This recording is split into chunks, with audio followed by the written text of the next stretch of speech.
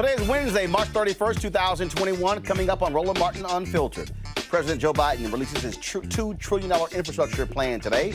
We'll chat with HUD Secretary Marcia Fudge about that. Also, Georgia is sued for a third time over voting restrictions, and corporations face calls for boycotts. The new Georgia Project head Nsé Ufot joins us with the details. The murder trial of Derek Chauvin continues with a look at what happened inside Cup Foods the day he killed George Floyd. And two ex-Texas sheriff deputies have been indicted in the death of a black man. Plus, what does your digital footprint say about you? Our tech segment will talk with the author of Don't Let Your Digital Footprint Kick You in the Butt. It is time to bring the funk on Roland Martin Unfiltered. Let's go. He's got it. Whatever the biz, he's on it. Whatever it is, he's got the scoop, the fact, the find. And when it breaks, he's right on time and it's rolling. Best believe he's knowing. Putting it down from sports to news to politics. With entertainment just for kicks, he's rolling. It's on go, roll, y'all. It's Roland Martin, rolling with Roland now. He's funky, he's fresh, he's real, the best, you know he's Roland Martin now.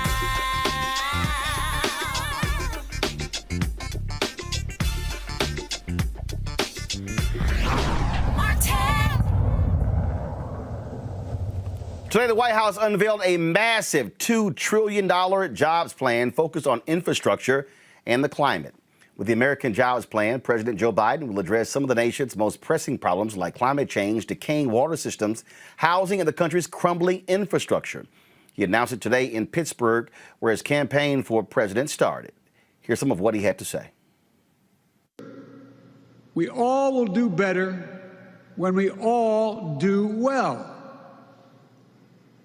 It's time to build our economy from the bottom up and from the middle out, not the top down. That hadn't worked very well. For the economy overall, it hadn't worked. Because Wall Street didn't build this country. You, the great middle class, built this country. And unions built the middle class. And it's time, and this time, when we rebuild the middle class, we're going to bring everybody along. Regardless of your background, your color, your religion, no matter, everybody gets to come along. So today, I'm proposing a plan for the nation that rewards work, not just rewards wealth. It builds a fair economy that gives everybody a chance to succeed. And it's going to create the strongest, most resilient, innovative economy in the world. It's not a plan that tinkers around the edges. It's a once-in-a-generation investment in America, unlike anything we've seen or done since we built the interstate highway system and the space race decades ago. In fact, it's the largest American jobs investment since World War II. It will create millions of jobs, good-paying jobs. It will grow the economy, make us more competitive around the world, promote our national security interest, and put us in a position to win the global competition with China in the upcoming years. It's big, yes. It's bold, yes. And we can get it done. Joining us now is the Secretary of Housing and Urban Development, Marcia Fudge, former Congresswoman from Ohio. Good afternoon. Good afternoon. You know what? I was just going to say how nice it is to see you, my friend. And here you start. Come on now. I had you. I do got to. I'm going to ask you about that later. But let's just deal with some business first. All right. We'll deal with the business first. Before becoming Secretary of HUD, you were a member of Congress. I swear all we heard for 4 years was Infrastructure Week under the previous clueless folks. This is actually truly Infrastructure Week with what President Biden unveiled today about rebuilding America. Roland, this is a once-in-a-century kind of an investment in infrastructure in this country. $2 trillion is big, but when you really think about what it does, Roland, it addresses every single thing that we have been talking about for many, many years. We're talking about investment in a general economy. You know, when the president first was elected, he talked about COVID and he talked about the economy. Well, today, he's talking about not just investments in roads and bridges and those kinds of transportation issues, but he's talking about broadband, the energy. He's talking about energy. He's talking about the grid. He's talking about how we house people, what our buildings look like. He's talking about things like how we care for our family, you know, disabled people, elderly people. And we're talking about investments in manufacturing, which we know over the last 4 years in particular, we've lost hundreds and hundreds of manufacturing businesses. So he is making an investment in America unlike anything we've seen in a very long time, Roland. You talk about how big this is once in a generation, once in a lifetime. And Joe Madison has a great slogan where he said, you got to put it where the goats can get it. This is real simple. For the person who's watching us right now, if you don't have a nice, comfortable place to lay your head, your life is going to be messed up. If you drive a raggedy car, it's going to be hard for you to get to work. If you drive in a raggedy car on a shoddy road, it's going to be a problem, put the wear and tear on your vehicle. If you're drinking bad water or you are inhaling toxic air, it's going to be a little hard for you to live the kind of life we're talking about. So when we talk about infrastructure, what we're talking about literally are the basic fundamental things that allow us to be able to live and thrive. That's right. Listen, Roland, you know, as the HUD secretary, the first thing I looked at is how does it affect housing? $40 billion just to make sure that we can repair, rehabilitate, stabilize housing for low-income people. In this package, he is anticipating that we are going to build 2 million more units of affordable housing. We are talking about putting resources into things that we have not done in ages. When we talk about expanding housing vouchers, that hasn't been done really since Bill Clinton. Martin, people don't understand what we have gone through, the malaise that we have experienced over the last 20 years. This is something that I can get excited about because we are finally going to say to people who need a job, we're going to provide that transportation route for you to get to those jobs, no matter where you live. We're going to make sure that you live in decent, stable, clean housing. We're going to make sure that you can take care of your parents and your children. It is historic in ways that I can't even count on this show, but it is going to help people who have been on the edge for a very, very long time, Roland. And I just can't tell you how excited I am about it. And for the people, again, I go back to a number of years ago when a bridge collapsed in Minneapolis and a number of Americans died. And when it was over, we saw all of the news stories. Oh, the faulty bridge and how it had been examined and it hadn't been taken care of. We've seen this happen so many other times in this country where things have happened. And then after the fact, there are congressional hearings, there are blue ribbon panels, and folks talk about reports that were ignored. And I've long said, in America, we've got to stop waiting for catastrophes to happen and then fix it. How about if you fix it, repair it before something happens so you don't have a loss of life? Listen, Roland, it's like we used to say that we want Noah to stop talking about the rain and start to build the ark. We have to do the work.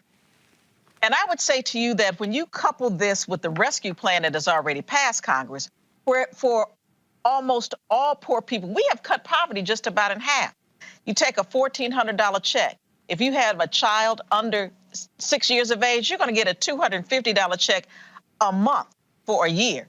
I mean, think about what we are doing. And when you add these two together, almost $4 trillion of investment, it is big. It is something that no one ever thought could be done. But we are on the precipice of just changing people's lives in a way that no one ever thought could be done. And Roland, if we don't take advantage of it, we will blow it. This is our chance. Your critics will say, critics of the president, critics of you will say, oh my God, this is the debt. This is impacting the debt in a significant way. But if you're putting people to work, if you're building projects, if you actually go back to President Franklin Delano Roosevelt and the Tennessee Valley Authority and those efforts, That's literally how the American economy was rebuilt, by rebuilding America's infrastructure. You cannot outsource jobs to build roads and bridges. You cannot outsource jobs that build moderate and income housing. You can't outsource these jobs. So we are talking about millions of jobs, millions. If we just only count those who are going to be building houses, and then you take construction crews on roads. We are talking about millions of jobs, Roland. And this is how we rebuild this country. This is America at its best. This is investing in the people of this country. So I don't know what people will complain about, but I would say this to you, Roland. We some years ago, about 4 years ago, passed a tax bill that helped only the richest people in this country. And they kept saying, if we help them, it'll create jobs. $2 trillion, Roland. And nothing has happened to improve the lives of the people they claimed that it would help. That's what created the debt. We're getting ready to pay for this by saying to those same people, that $2 trillion we gave you, that you shouldn't have gotten, that you haven't spent, we want it back. People may say, oh, that's Congresswoman Marcia Fudge, but you also were a mayor. Yes. Talk about bringing that perspective, being a mayor, dealing with these very issues, these issues of housing, and then, of course, a member of Congress, into becoming Secretary of HUD, bringing that experience to bear. One thing about mayors, we are very close to the people. We live in the neighborhoods where our people are. We touch people every day, and we understand the suffering and the need. One of the things that I spent an awful lot of my time on was public housing. The lack of it, the quality of it, how we build public housing in a way that is productive, how we talk about zoning to make sure that we can put people in opportunity areas. We've done, all mayors deal with this, all mayors. And so we understand more than most how to make this work. And so I'm really so happy the fact that finally, Roland, HUD once again is the voice of cities. That has always been our job. But under the last 4 years in particular, we've not done that job. We are now going to be the voice of communities, of cities, of small towns. That is a job of HUD. And I take it very, very seriously. A couple more questions. They didn't tell me how much time we have, so I don't want to take up all of your time. When we talk about being in this position here, I think back to the 8 years of President Barack Obama. And a lot of people forget. You were head of the CBC. You were very clear and tough on the president when it came to his housing plans. I dare say, and this is me speaking, one of the failures of the administration was in the area of housing. Black people lost 53% of all wealth due to the housing foreclosure crisis. We're dealing with really right now a housing shortage in America. I've owned my home in Dallas since 1999. I get text messages and calls every day from somebody trying to buy my house to flip it. And so there are people out there who want to be able to buy a home, but you have these hedge funds that went out and bought blocks of 25 and 30 and 50,000 homes from the banks who we supposedly helped out with TARP. And so how do we, what is your plan to put us on that path for true affordable housing for people to be able to own their homes and they're not having to spend all this money renting something they simply don't own? Well, the first thing is just to say this, is that FHA is a part of HUD. And so we are looking at what we have done, and we've made some mistakes, no question about it, Roland. We have also been a part of those people who have not looked at equity, have not looked at how we create an environment in which people who are moderate income, or even some that are low income, can afford to buy homes. You're going to see a change, and you're going to see it soon. We're going to assist home buyers. We're going to level the playing field because, Roland, you know as well as I do that for people that look like us, most of us start to create any sense of wealth by buying a home. Mm-hmm. We're also going to look at how we assist in educating people about the process because so often, Roland, people who are just trying to get into it don't have any idea where to start. So we're going to assist them with saving, with down payment assistance. We are going to do the things necessary to give folks a chance, just to give them a shot at creating generational wealth. You have my word on it. I'm going to ask you to do one thing also, and I have been, and we talked about this when you were in Congress. The federal government spends $1 billion a year on media advertising. Black-owned media gets $10 million. We want to assist with that, educating people as well, which is critically important that black ad agencies and black-owned media receive those dollars to be able to inform our constituents about these very things. And so I've said it to Susan Rice in the White House. I've said it to Cedric Richmond. I've said it to Senator Chuck Schumer. I'm still waiting to interview Speaker Nancy Pelosi, but that's another story. But I'm going to say it to her as well. But this is important because if we're trying to reach black folks, we need to talk to black-owned media. And that's why I'm thankful that you came on and didn't give us the runaround and say, yeah, absolutely, we want to come on to share this kind of information with our audience. Roland, this is my very first interview since the announcement, and I wanted to do it with you because I think it is important to send a message to people that I understand how our communities are helped. That is why I'm on your show right now. And you have my word that I'm going to do all I can to ensure that people who are sending the message know the people that we want to get the message to. And just so y'all know, last time she was on, she hit me. She's like, Roland, she said, all the calls I got from folk in Ohio who saw me on your show. I got to ask you this here because, Lord, you set the internet ablaze with this.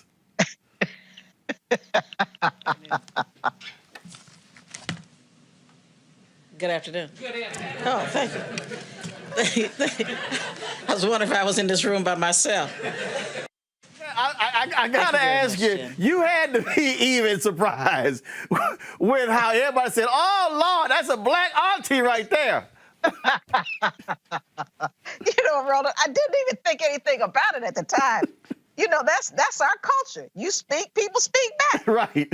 I never thought about it until everybody started talking about it. And Roland, I have been laughing about it ever since. I said, Lord, I'll never live that one down. Well, you know from now on, wherever you go, anywhere in the country, when you got to give a speech anywhere, it's going to be good afternoon. It's going. So I'm telling you, it's just going to be. Just go ahead. It's going to be a part of your introduction wherever you go. So just go ahead and get prepared for that. That's why I love you, Roland. Goodbye. Secretary Fudge, I appreciate it. We keep it real, keep it black on Roland Martin Unfiltered. We thank you for joining us.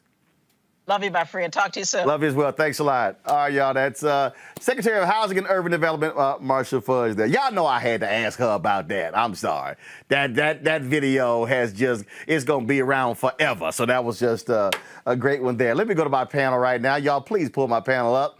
Let's talk about this $2 trillion infrastructure plan presented by President Joe Biden. Monique Presley, legal analyst and crisis manager, will be joined by Robert Patillo, executive director, Rainbow Push Coalition, Peachtree Street Project, and also Scott Bolden, former head of the PAC for the National Bar Association, attorney here in Washington, D.C. Glad to have all three of you. I'm going to start with you, Robert. You deal with the issue of money with Rainbow Push. Look, for 4 years, I always kept hearing infrastructure week. And for a lot of folks, again, when they hear infrastructure, folks' eyes just might sort of gloss over. But we literally are talking about the country, the power grid. We're talking about the water. We're talking about buildings and roads and a school, all those different things that literally allow us to be efficient in what we do. It's funny whenever I hear my conservative friends talk about how do you pay for these things, about the deficit and the debt, particularly when it relates to this, you have to go back in time to that period that they like to talk about. Those good old days when they're talking about making America great again. They were talking about the 1950s, that post-war period. Why was America great during that period in their eyes? Because we were the only civilized country on Earth, or only modernized country on Earth that still had infrastructure. We had not had World War I and World War II destroy all of our infrastructure. So Japan was on fire. China was on fire. Russia, Western Europe were all on fire at the time because America had an industrialized base and had spent trillions of dollars during the Great Depression and trillions of dollars during World War II. That is what made us the economic power that we are now. And we have not reinvested that money since then. If you fly into Abu Dhabi, if you fly into Dubai, if you fly into Tokyo, and then come back to LaGuardia or JFK, you think you're coming back to the third world because America's infrastructure has crumbled. We're right around the anniversary when I-85 in Atlanta collapsed. We had the bridge in Minneapolis collapse. During the primary or during the runoff here in Georgia, I went to 144 counties in the state, and many of them are dealing with issues of not having paved roads, not having consistent electricity, not having access to high-speed internet during this pandemic. So large portions of this country are desperately in need of modernization. And when we talk about how do we keep up with China, how do we keep up with West Africa as they progress, how do we keep up with India, we have to have a modernized infrastructure system. And that is what actually pays for itself. When you inject money into the top of the economy, that money is hoarded. That money is put into off-seas accounts. That money is buying yachts, building space planes, those sorts of things. When you inject it directly into the bottom of the economy in a Keynesian way, that re-stimulates and recycles through the economy, creating more jobs, thereby paying off the debt that is created. So it makes sense all the way across the board. The only people who don't want to do it are the millionaire and billionaire class, who will end up having to actually pay taxes to finance bring the country forward. See, here's what I find to be real interesting, Monique. I mentioned the Tennessee Valley Authority. That was something that was created during President Franklin Delano Roosevelt. Y'all, go to my computer, please. This is what the Tennessee Valley Authority is. The Tennessee Valley Authority is a corporate agency of the United States that provides electricity for business customers and local power companies serving 10 million people in parts of 7 southeastern states. TVA receives no taxpayer funding, deriving virtually all of its revenues from sales of electricity. In addition to operating and investing in its electric system, TVA provides flood control, navigation, and land management for the Tennessee River system and assists local power companies and state and local governments with economic development and job creation. Monique, the TVA still exists. So for all these people who are going, oh no, this is a horrible idea, literally 7 states right now are impacted by the Tennessee Valley Authority, but I swore people say a lot of these Republicans say they can't stay in big government. They don't mind that. Well, they didn't mind any of it under the most immediate past administration. I mean, these are jokes at this point. The GOP doesn't have an identity. It doesn't have any moral high ground. It doesn't have any principle. Its whole gig is to oppose, to be contrary, to be other. And so when we had that other person in office for 4 years, they landed us in this ridiculous amount of debt that we're in, same as what President Obama faced when he had to come in and snatch us all out of the valley and bring us to some dry ground and to a level playing field. And so they're just going back to prior positions, but not because of principle or conscience. It's just that their entire aesthetic, if you will, is to be contrary. That's their gig. The thing here, Scott, and you already see the folks going, oh, Biden and the death tax. I mean, they're already playing all of these different games here. When we talk about this $2 trillion infrastructure plan, it literally is going to provide significant dollars to hire people, to build these things, to maintain these things, and it is needed. Even when you talk about the electric grid in America, people don't even understand the power grid. They don't even understand that because it's so decrepit, the amount of energy lost going from the beginning to the end is significant. If you do an upgrade, you actually make energy more efficient, which causes folks' energy bills to decrease. Yeah. And there's something in this $2 trillion bill for everyone, every state, every elected official, every Democrat, every Republican, every independent, everyone in this country. When you see the railroad accident or the train wrecks, or you see a bridge collapse, or you see some other infrastructure failure, you have a 1 day, 2 day conversation about it and say, yeah, we need to fix that.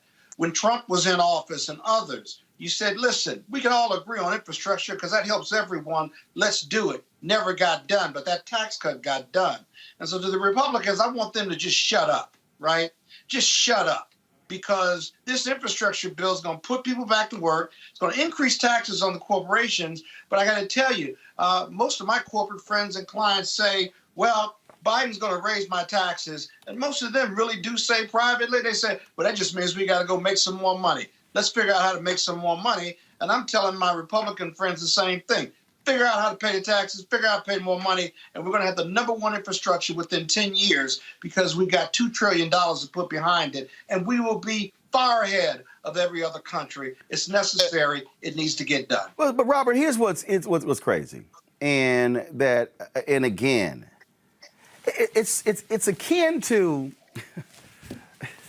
what Republicans have done to convince people that when big business and rich people get massive cuts, that is good for the little person. It really is akin to fans who get mad when a football player holds out for more money and they don't say a damn thing about the owner being a billionaire. And so all of a sudden, it becomes like the player is a traitor to the team and the city for daring to want more money, but the fans don't say nothing about when the team decides to cut a player and cut their salary because of the salary cap. Oh, that's business. I mean, that's really what, in many ways, Republicans have done. Convince people like, oh yeah, oh no. So that $2 trillion tax cut they got, the companies Robert said, oh hell no. Trump was running around, the companies, they're gonna reinvest this money. The companies were like, no, we not. We gonna do stock buyback. No, we not. We're gonna split that, Roland. We're gonna give a dividend. Look, Roland, we also have to remember many of those billionaires, their wealth is built off of government programs, not just tax cuts, but actual government contracts. Hold on. Stop right there. Hold on. Please, just put this, hold on. I want you to repeat that for all of these ignorant ass folk who are mad at me when I had the brother on talking about self-sufficiency, when I kept saying you still have government involved in self-sufficiency. So just I want you to slow it down. So for all of y'all self-sufficient lovers, and I believe in self-sufficiency, but also I ain't stuck on stupid and realizing that the people who y'all credit for being self-sufficient make their money directly from government. So go ahead and just slow that down a bit. Many billionaires, their wealth is built directly off of government contracting. I'll give you one quick nerdy story. Elon Musk took the money he got when he cashed out on PayPal, and he wanted to send an old Russian rocket to Mars with a little greenhouse with some mice in it. That's how SpaceX got started. The Russians wouldn't sell him a rocket, so he decided to build his own company. The company was going nowhere until he got $3 billion from NASA in a contract after they were able to finally launch a Falcon 1. This is how he developed the Falcon 9 rocket, with that money from NASA. Also, what funded the funding for the Super Heavy rocket was another military contract for the United States Air Force to put satellites into geosynchronous orbits. That is what's paying for the development of the starships. This is why Elon can blow up a spaceship every 2 or 3 weeks, because that's your taxpayer money that paid for that and to invest into the company. No, hold on. We ain't done with Elon. The same Elon who promised to build solar panels in Buffalo, New York, and got billions in tax breaks from the state of New York did not get the jobs. The same one that got billions for the making of the batteries in Las Vegas and California for the Tesla car. His whole wealth, I think he's the second or the third richest in America. His entire wealth is built on the government. And you can also add in he owns the Boring Company, which is supposed to be building tunnels between various cities on the East Coast and also between LA and I think Las Vegas. He's got billions of dollars in contracts for that. It was because of Obama's energy mandates in the late 2010s which created the demand and the research into electric cars that built Tesla. We could have had electric cars in the late 90s with similar range and similar abilities. It was only because of the policies put in place by President Obama that you had the actual investments to that can launch something along the lines of Tesla. So if you look at Tesla, if you look at the Boring Company, if you look at SpaceX, if you look at Starlink, all these things come from government dollars. Even Neuralink, which Elon Musk founded, it has research and development grants from the federal government. So don't think that somehow these people are just rocket scientists and super geniuses. They're great lobbyists, and when they get your tax dollars for free in order to have contracts with the government, that's what springboards you to becoming a billionaire from becoming a millionaire. If you look at what happens at many of these big white universities and institutions, you can give that exact same money to FAMU or to Clark Atlanta or to A&T, and you would have similar results. But what lines their bottom lines are those government contracts. So this is why it's foolhardy not to be fighting for those contracts. See, Monique, here's the thing that again, if Elizabeth Warren did this, and in fact, she gave a speech. I forgot. I didn't know what the event was. It was at the Mayflower Hotel here in Washington, D.C. in 2015. And she gave this speech talking about y'all didn't do this on your own. And she was killing it. And I sat there and I said, that woman is run for president this year. I still believe she made a mistake not running in 2016 and wait until 2020, but that's a whole nother story. But what she was laying out, she was talking about how all these folk, how they made their money, but they also did it because of government. I was a City Hall reporter for the Fort Worth Star-Telegram. Bruton Smith, NASCAR racetrack owner, comes to North Texas. And he's talking about bringing a NASCAR track to North Texas. So Dallas put a bid in, Arlington put a bid in, Fort Worth put a bid in, and Fort Worth won the bid. But here's what was interesting.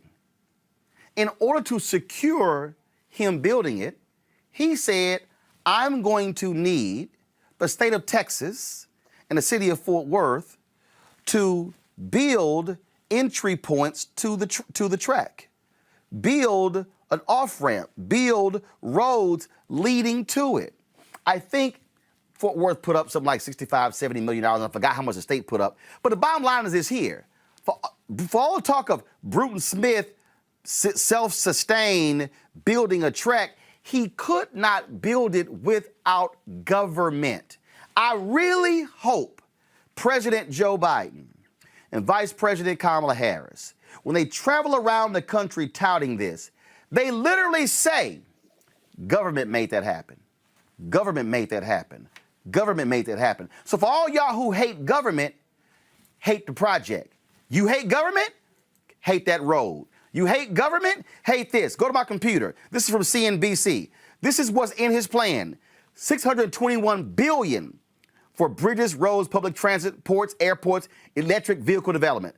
$400 billion to care for elderly and disabled Americans.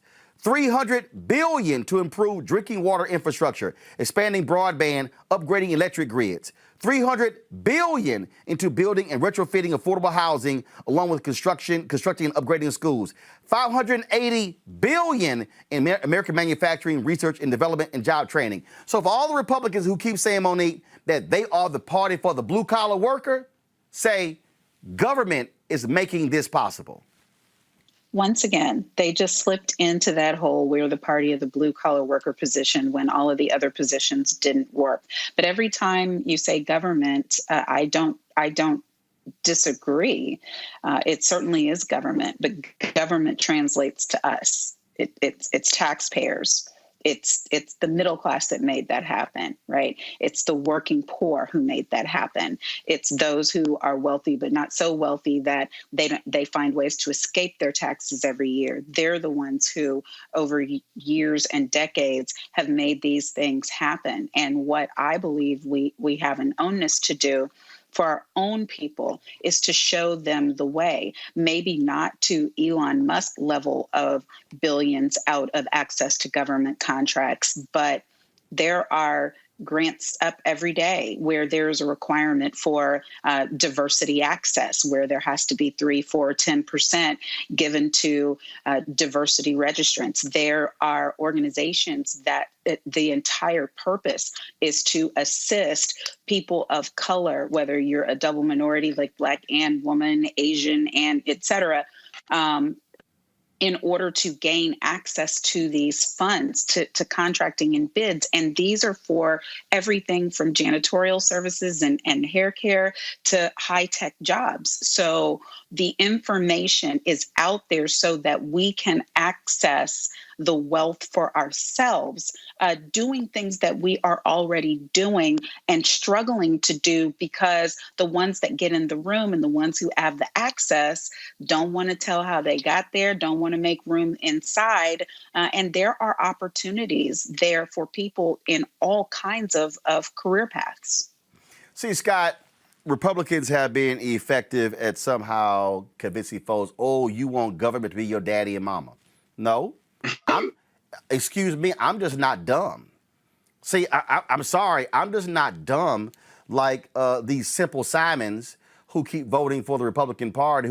We hate big government, except when your ass in trouble. See, I mean, I really get a kick out of the folk who hate big government till a house flood. Yeah.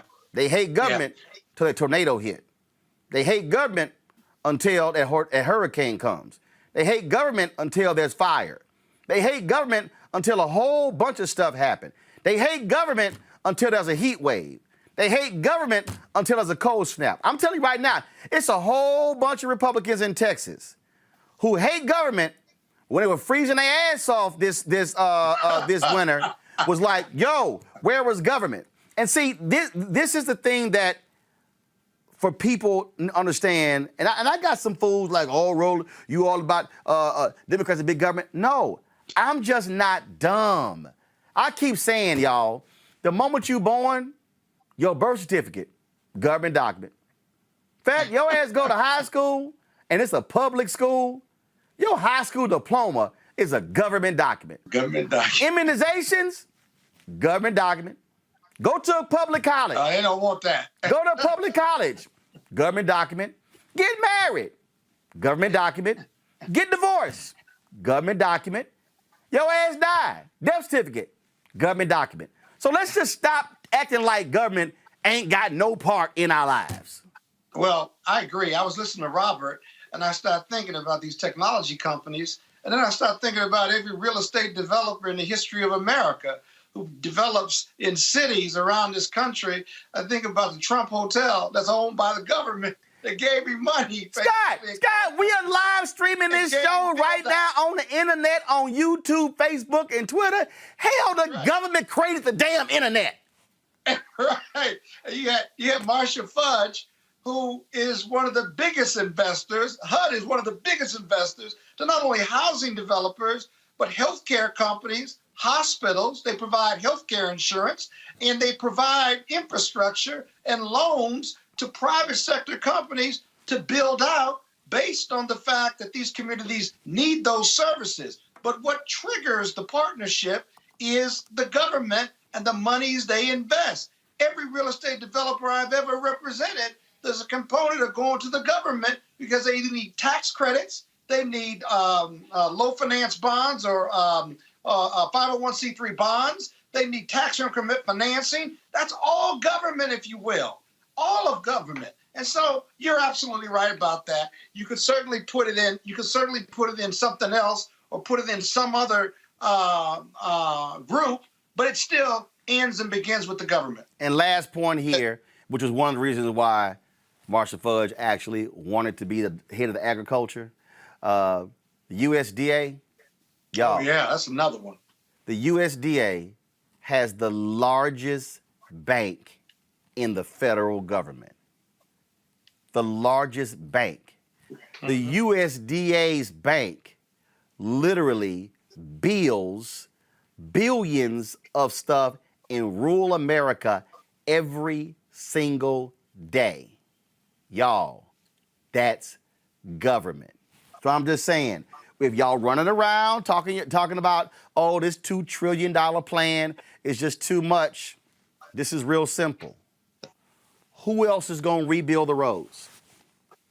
Who else is going to rebuild the bridges? And don't fall for that public-private partnership. That's nonsense. Because here's the deal. It's your tax dollars, and we got to stop having these deals where, oh, let's rebuild roads but turn them into tollways, forcing you to pay money to drive on roads your ass built. Robert, go ahead and final comment. I'll go to my next story. The last thing I'll say is just the hypocrisy is real. If you think about the fact that they want small government out of your business, except for if you're voting, in which case they want you to have a state-issued voter ID, even to vote from home. They want small government and no government interference. They want to take control away from local counties and put it into the hands of Republican state legislature to control how you actually vote. They want to take control away from local judges and give that to Republican legislatures to control how polls can be open. So when they talk about small government, it's only small when it needs to do something for you. When it's doing something for them, they want it to be as big as possible. And they also,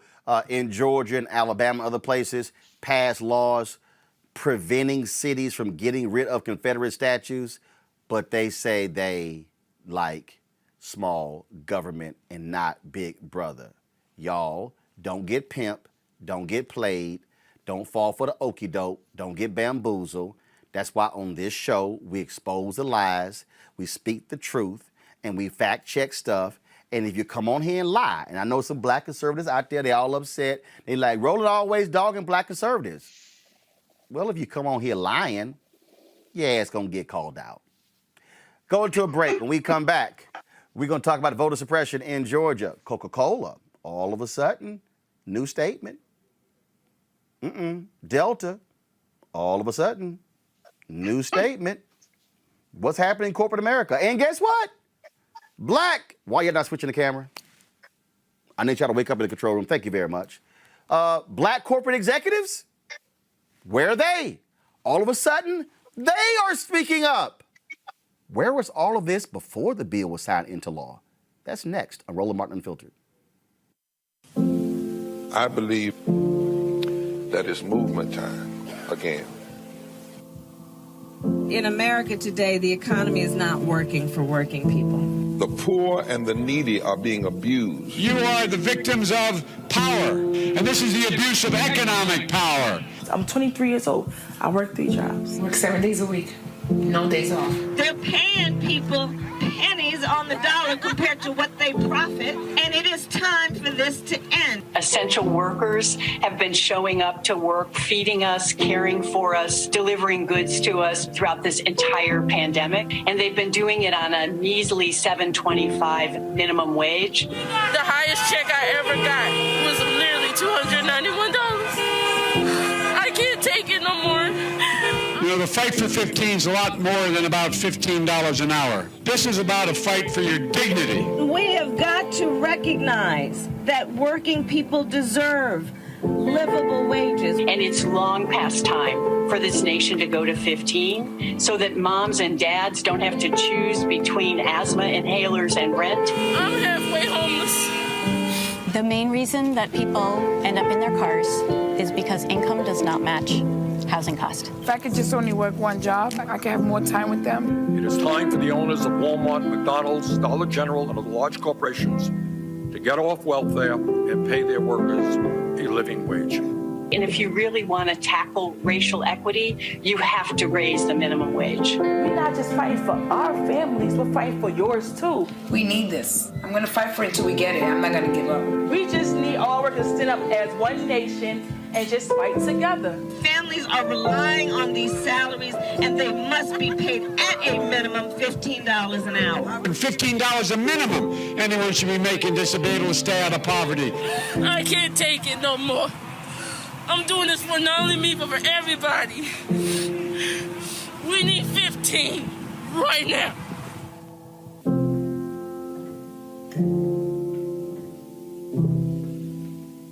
Hi, I'm El DeBarge. Hey, yo, Peace World. What's going on? It's the Love King of R&B, Raheem Devon, and you're watching Roland Martin Unfiltered. Woo! Pressure Marcia bust pipes. External groups, Black Voters Matter, New Georgia Project, Fair Fight, others have been applying pressure to corporations in Georgia, asking them to stand up and speak out against the Republicans' voter suppression bill that was passed and signed into law by Governor Brian Kemp. They have been targeting Coca-Cola and Delta and Home Depot and others. Yesterday, Arthur Blank, of course, the owner of the Atlanta Falcons, co-founder of Home Depot, he released his statement. Initially, Coca-Cola and Delta sided with the Georgia Chamber of Commerce. Folks said, that wasn't quite good enough when it came to speaking out on voter suppression. Folks have been talking about boycotting Delta and Coca-Cola. Delta released an internal statement essentially praising the bill, saying some stuff was changed. Woo, let's just say it got a little heated on social media. And the Delta CEO came out with a new statement. I'll read that in a second. But here is a statement dropped today by the CEO of Coca-Cola. Yeah, I completely agree. I mean, let me be crystal clear and unequivocal. This legislation is unacceptable. It is a step backwards, and it does not promote principles we have stood for in Georgia around broad access to voting, around voter convenience, about ensuring election integrity. And this is frankly just a step backwards. We've spent many decades promoting within Georgia a better society and a better environment for business, and this is a step backwards. And we're very clear on that, and our position remains the same. This legislation is wrong and needs to be remedied, and we will continue to advocate for it, both in private and now even more clearly in public. Folks, that so was you're clear now, James. But that was the CEO of Coca-Cola speaking on CNBC. This was after a group of black executives, corporate leaders, the Black Economic Alliance, released their statement, also calling for these corporations to change these corporations to do more to fight voter suppression. Here is the statement released by the CEO of Delta. Pull it up, please. This just 2 weeks ago, we honored civil rights icon Ambassador Andrew Young by naming a building on our campus in his honor and establishing a permanent exhibit to his lifelong work in the lobby. The building was chosen because it is the first place most new Delta employees visit when they come to work for us, and we wanted them to see on their first day just how closely our mission of connecting the world intertwines with the work of heroes like Ambassador Young, a former Delta board member whose steady hand helped save our airline in the dark years following 9/11. For all the pride we take in the achievements of Ambassador Young and other civil rights heroes, many of them from our hometown of Atlanta, we know that much work remains to be done to truly establish a just and equitable society. Last week, the Georgia legislature passed a sweeping voting reform act that could make it harder for many Georgians, particularly those in our black and brown communities, to exercise their right to vote. Since the bill's inception, Delta joined other major Atlanta corporations to work closely with elected officials from both parties to try and remove some of the most egregious measures from the bill. We had some success in eliminating the most suppressive tactics that some had proposed. However, I need to make it crystal clear that the final bill is unacceptable and does not match Delta's values. The right to vote is sacred. It is fundamental to our democracy, and those rights not only need to be protected, but easily facilitated in a safe and secure manner. In this room by myself. After having time to now fully understand all that is in the bill, coupled with discussions with leaders and employees in the black community, it is evident that the bill includes provisions that will make it harder for many underrepresented voters, particularly black voters, to exercise their constitutional right to elect their representatives. That is wrong. The entire rationale for this bill was based on a lie, that there was widespread voter fraud in Georgia in the 2020 elections. This is simply not true. Unfortunately, that excuse is being used in states across the nation that are attempting to pass similar legislation to restrict voting rights. So there's much more work ahead and many more opportunities to have an impact. I want the entire Delta family to know that we stand together in our commitment to protect and facilitate your precious right to vote. That's why we invested heavily in our Get Out the Vote efforts last year, and we can all be proud. of Delta's contribution to the historic voter turnout in 2020. In the weeks and months ahead, we'll be working with leaders across the political spectrum in states nationwide in this effort. We're also closely monitoring legislation in Congress named after the late Atlanta civil rights hero and Delta friend John Lewis that will expand voting rights nationwide and working with representatives and senators to represent our communities. I know this result in Georgia has caused frustration, anger, and pain for many members of our Delta family. I commit to you that as we move forward, Delta will continue to do everything in our power to hear and protect your voice and your rights, both in Georgia and nationwide.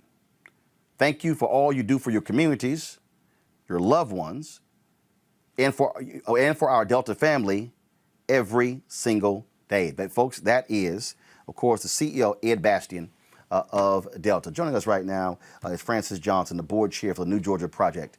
Francis, glad to have you. So, Francis, glad to be with you. Let me just be clear here. I appreciate that statement from the Delta CEO. I appreciate the words for the Coca-Cola CEO. I appreciate Black executives, Ken Chenault and the others, for signing that letter. I saw the Executive Leadership Council release their own statement. But let's be real clear, Francis. We're only here discussing their statements because of the pressure groups like yours and Black Voters Matter and others put on them to stand up and speak out. The reality is this: had that statement been released when the House and the Senate was considering the bill, had that statement from Coca-Cola been released before the governor signed it into law, we may not be talking about this after the fact, which is why we need companies and Black executives to show up in the middle of the fight and not after the fight is over. You're absolutely right. You know, after a summer of Black Lives Matter protests and the platitudes offered by these corporations about their support for Black and brown people and what we're going through, and after watching the 2020 election unfold as it did, the insurrection at the United States Capitol and the voter suppression across this state, we expected the corporate citizens who called Georgia home to do what was right. And instead, they were mealy-mouthed. They were trying to hedge bets. And ultimately, they were on the wrong side of this. And you're right. It has been nothing but the pressure from consumers, Black consumers and others around the country and around the world, that has told Delta, you have to do better. Consider the impact of Delta on the state of Georgia. 33,000 employees, just Delta. $62 billion in economic impact. 53 billion of that is attributable to Delta. If they had spoken up earlier, we may not be facing the greatest retrogression voter suppression act since Jim Crow. This is Jim Crow's Resurrection Act, and Delta has itself to blame. And again, I need people to understand. I'm not saying we don't appreciate it, but the point is, we saw this coming. I mean, for the last 3 months, I have been on this show saying, y'all, here it comes. Y'all, Ossoff, Warnock won, Biden and Harris won. Oh, I said, y'all, they gonna change the laws. It's coming. The election night, Republicans like, oh, hell no. We changing this. And so for all these folks, they act like all of a sudden, you shocked? Absolutely. Absolutely. You know, when you just go one step deeper in analysis and you're spot on and you called it just like you're supposed to. You called the spade a spade. But you consider Delta's previous action on RFRA, for example. They came out and stood with civil rights folks to oppose legislation that would target the LGBTQ community. and the state of Georgia slapped a reinstatement of the 4% gas tax on them, which cost them $60 million for their statement. Georgia's gas tax is second highest in the nation behind Illinois. Of course, that's home to the second largest airport, second busiest airport in the nation behind Hartsfield. So let's not mince words. This is about money. And at some point, somebody at Delta made the calculated decision that that the risk of offending the Republicans who controlled this was far greater than the blowback they would get from black and brown people and people of goodwill who would see this as cowardice. But they misjudged, and they have hell to pay for it. They're late. We appreciate it. Now what they need to do is turn their influence and take their seats at the table to make sure the Senate moves past the filibuster if it has to enact the John Lewis Voting Rights and Advancement Act. But not only that, to call upon the state of Georgia to do something about this terrible legacy that it has given itself in the modern era as the state that resurrected Jim Crow. And this is here's a perfect example. This is a tweet that Cliff Albright, co-founder of Black Voters Matter, sent out today. Go to my computer, please. This is why Black Voters Matter in Organized Texas were the AT&T building in Dallas on Monday. AT&T isn't just silent on voter suppression. AT&T is complicit on voter suppression. And this is what he was referring to. This tweet by Antonio Arellano. AT&T has donated $574,500 to Abbott Patrick, Governor Greg Abbott, and Lieutenant Governor Dan Patrick, and the sponsors of Texas voter suppression bills since 2018. AT&T donated $150,000 to Patrick, who was so enthusiastic about Trump's false claims of voter fraud that he offered a $1 million reward for evidence.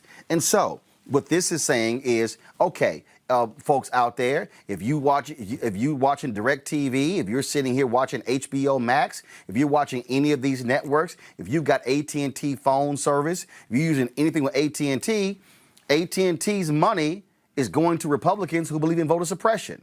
What you and Black Voters Matter and others are saying is, tell the likes of AT&T and other companies, withhold your dollars and say, if y'all seek to pass voter suppression bills, you are not going to get any support from AT&T. We are going to oppose it, and we're going to fund the people running against you. Is that what you and others are saying? Oh, that's exactly what we're saying. Not only is our vote our voice, but the money that we spend and where we decide to spend it is also a part of that voice as well. And honestly, what we needed to do was have listened to the folks who turned this election in the first place. It was young voters, it was new voters, the voters of our future who were saying to these companies, put your money where your mouth is, long before the election and this General Assembly session. And so not only does Coke have to deal with this, you got other companies like Aflac and Home Depot, and the list goes on and on of companies that are going to have to address their corporate cowardice. And you said something a few shows ago that just stuck with me. And folks need to realize how all of these pieces are connected. Not only did the Republicans signal that they will take over local elections, but they've already signaled that they will take over even the Atlanta airport. And that came up last legislative session. Yep. And so there are lots of things that are moving behind the scenes. And make no mistake about it, this was a calculated decision on the part of these corporations to be silent at first. And now they're pivoting.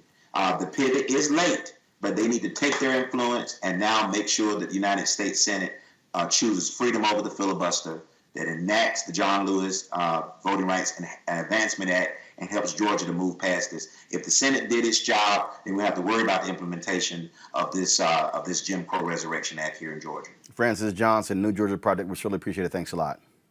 Oh, thank you, brother. Let's go to my panel here. Robert, you're there in Georgia. This is pressure. Let's just be real clear. If it was not for the external pressure, you would not have any of these statements coming out. You're 100% correct. And actually, myself and Francis Johnson and Reverend Jackson and C.K. Hoffler and State Representative D. Dawkins Hagler had a press conference earlier today demanding that our corporate, the people who did the performative justice last year, the people who had the signs and the billboards saying we stand with you, that racism is wrong, that you put your money where your mouth is and really pressure the legislature. We saw when Arizona would not pass a King holiday, they moved the Super Bowl. When North Carolina passed a transgender bathroom bill, they moved the All-Star game out of that state. If you shut down movie production in this state, and the people who can do that are the actors who are in those movies, I think more movies have been made in Georgia in the last 2 years than anywhere else in the country. If you shut down that production, I guarantee they'll have this law off the books by Friday. If opening night the Braves don't take the field because the black players refuse to play, I guarantee they'll get this issue fixed. You have to understand that the finances are what run things in this state and in all states. And as much as those Republicans may love racism and segregation, the one thing they enjoy more than that is money. And the people who control that are going to be the corporations, going to be the movie studios, going to be the record labels, and so on and so forth. So you shut those things down, and quick, fast, in a hurry, we'll get rid of these Jim Crow laws. Monique, this is a lesson that people need to understand. Inside needs outside, outside needs inside. There were people on the inside of Delta and Coca-Cola and these other companies who were saying, let's say something, let's speak up. The companies, they hedging, and we saw these very lukewarm statements. But then when that outside pressure kept getting heated up, and then you start seeing hashtag boycott Delta, boycott Coca-Cola, and then you saw that thing building and building and building, then some folks were, we might want to go ahead and say something that's a little bit more forceful. That's really, I talked to people who were involved in the negotiations, in the discussions with the Delta CEO and the Coca-Cola CEO. And that's exactly what happened. They were not listening initially, but then they started listening in the last 48 hours. Right, and they already have the crisis manager on deck. You know, because that statement that you read, that was written by a crisis manager. That wasn't written by any random executive. That wasn't written by the blanket PR department. They had people standing by, basically saying, "Okay, let's shoot craps for a minute and see how far on the outskirts, on the edges of this situation we can stay. Let's put our toe in the water." And then here comes Black Lives Matter, and here comes all of the other organizations that do what they do so well, and put them in the position where they had to do the in case of emergency break glass. And I'm sure it was already drafted because it was very specific and it was written very well, and it said everything that they should have said the first time. So we have the power. I'm going to keep saying it this year until the people way, way, way in the back hear me. We have the power. I agree with Robert. Yes, the film studios. Yes, the record labels. Yes, yes, yes. But it's we. It's the we that don't own the studios, but that buy the music. The we that don't own, but go to the movie, that stream the services. It's our collective power that when it is utilized properly makes for change. The ballot box is obviously one place where we make that change, but we can wield power all across the stratum, and I'm glad to see that that's what's happening. Scott? Well, got it. Monique. Robert, got it. Roland, got it. Now what, right? Because these statements and these change of hearts are really interesting, as you say, appreciated, right? But how far are they willing to go? The consumerism of Black people in this country is tremendous. We spend more than we save, right, on many of those companies. So what is the Democratic Party or those companies willing to do given how much we invest in them, whether it's politics or whether it's economics or business, you name it, right? That power we have, we've got to continue to move forward with it. Is Arthur Blank, who owns the Atlanta Braves, willing to move the team? Atlanta Falcons. Atlanta Falcons. Atlanta Falcons. Is Delta or Coca-Cola willing to move their employees? Are they willing to move their headquarters? I mean, listen, reality is not rhetoric. I like the rhetoric, but it's got to match reality. And until we continue to press and make them do what we want them to do, including the White House, if you will, Where's the White House on this? Vote 51-50 and pass that legislation and get rid of the filibuster and be done with it. Why are we as black people asking the White House and trying to force the White House to do something about voter rights when all we did was vote our rights to them? And so there's a lot more work to be done here. And I don't understand why we got to have a rhetoric or negotiate something like this when it's really clear the fate of the Democratic Party and black people all around this country are at stake. Because it's not just about the Democratic Party here. These are corporations. These are corporations who also want Republicans. But no, it's not. But it's not the same. It's not the same because these are Republicans.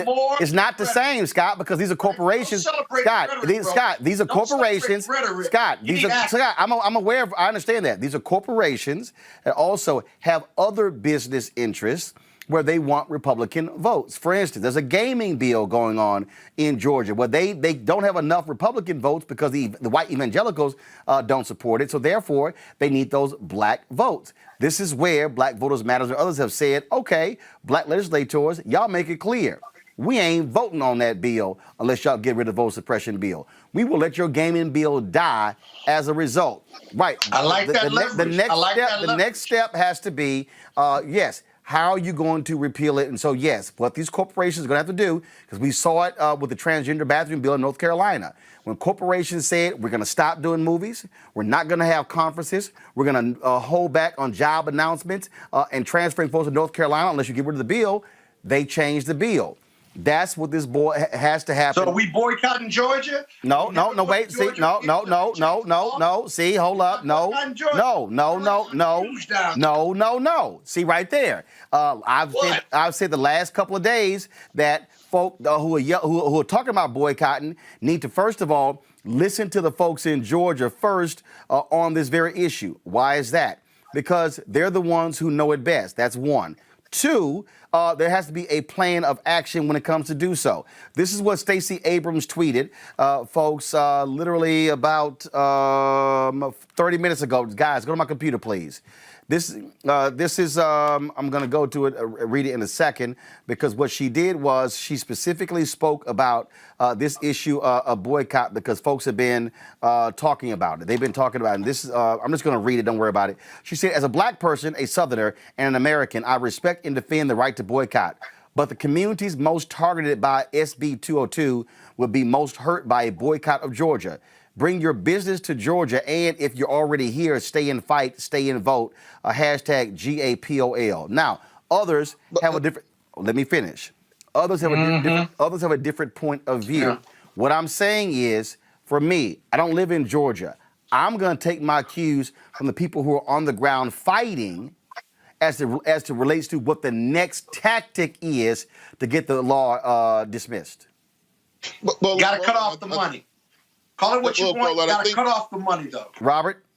I think the issue is that this boycott isn't coming from leadership. This boycott isn't coming from elected officials. This boycott isn't coming from the boule. This boycott is coming from the streets.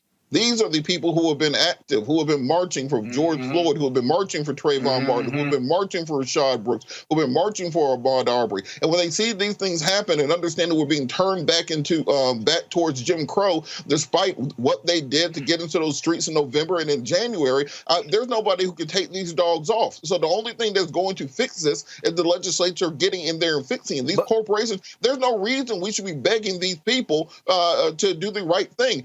How much sugar water can Coca-Cola sell if black folks ain't drinking it? How many hammers can people sell if black folks ain't hammering? But here's where I will disagree. Well, I would disagree on the where I disagree there and I certainly understand your sentiment. The people who are saying we need to boycott, but the point that I continue to make, Monique, is if anybody has taken the time to study boycotts, it's easy to call for one. It's harder to plan for one. And what I'm saying, and I'm not against a boycott, what I am against are folks saying, boycott, no plan. Boycott, no mobilization. Boycott. That's the problem. And so if you're going to boycott, you literally have to plan it as opposed to just sort of hope it happens. I'm going to use a Colin Kaepernick example. When Colin Kaepernick was not re-signed, folks were like, we're going to boycott the NFL. I was talking to people in other groups saying, I'm just curious, y'all, who's organizing this boycott? Who's informing the people? Like, what's the strategy here? They were like, well, it's sort of bubbling up. And I said, I'm sorry, y'all. I ain't never seen anything bubble up unless it was planned and organized. That's my only point here, Monique. If folk want to say boycott, you better plan and organize one, not just tweet it and put it on Instagram and Facebook. Well, I agree with you. I just would add an additional point that I had with the NFL boycott, and I for sure would have with any proposed Delta or Coca-Cola boycott. Please do not do things that hurt us and put the squeeze on us more than they put the squeeze on the corporations. Please do not do things that are going to land our people without jobs. Check the numbers on who's hired and employed gainfully in Atlanta due to their hub being there. Check the numbers on Coca-Cola and find ways, smart ways, to impress upon these corporations the need for action absent things that ultimately, because it's not, I understand that with a boycott, there has to be suffering, and we've always had to, in doing them, go without things that we regularly enjoy. But what I do not want to see at all is for people to end up without jobs and with employment shrinkage because of something when there are other ways to get the same thing done. Well, we're rolling real quick. We don't have to suffer when it comes to air travel. There are choices out there. We don't have to suffer. I was talking about employees. There are choices out there, right? Employees.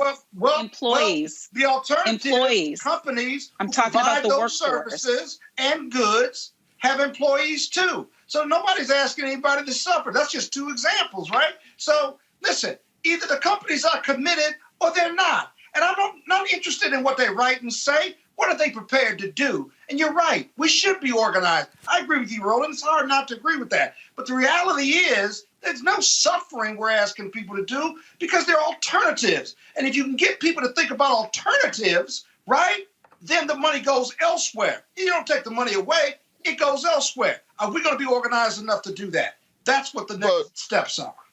But Roland, I think this is a rather easier organization. We boycott until they change the law. Too. That seems a pretty one-to-one, pretty direct. Actually, it's not.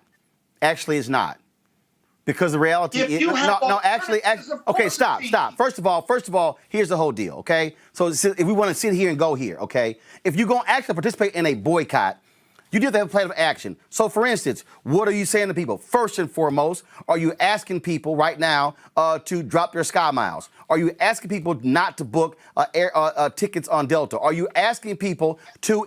Are you sending the information out saying here are the Delta hubs in America? We need people to send picket lines to those particular hubs to be able to protest. First of all, who are those people? Who are the organizations? Who's going to get them there? What time are you what time are you going to be picketing? How are you sustaining that? What I'm saying is you can just throw it out there. You still have to organize the boycott. Then the question is, hold up.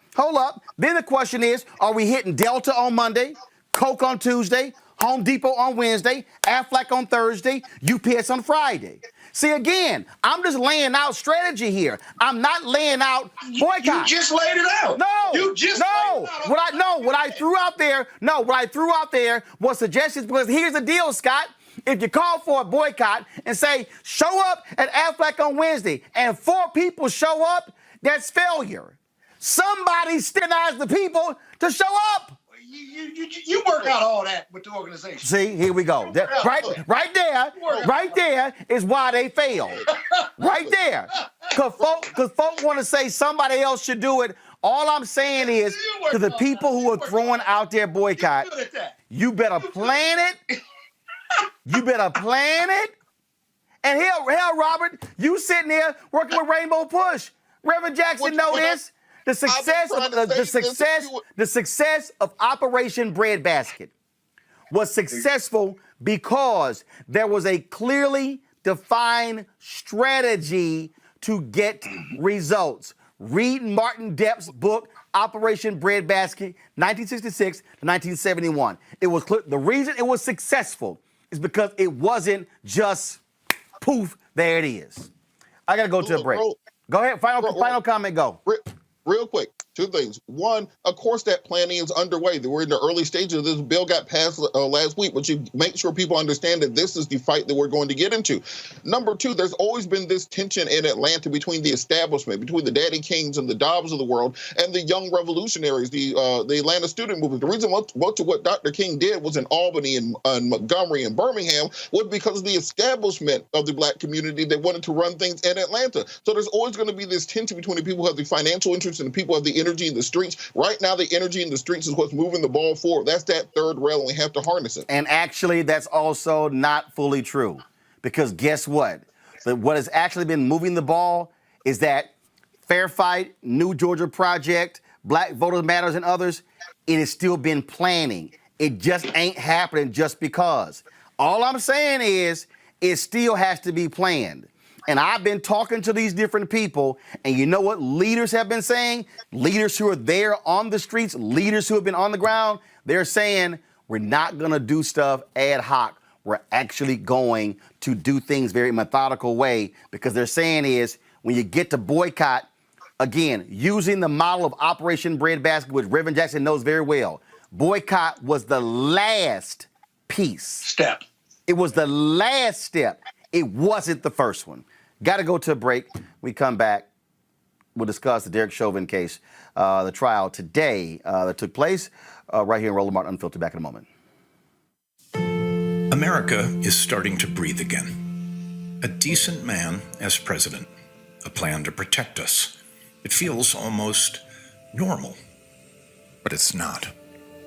Republicans still will not admit that President Biden was legally elected, which means they don't believe in democracy.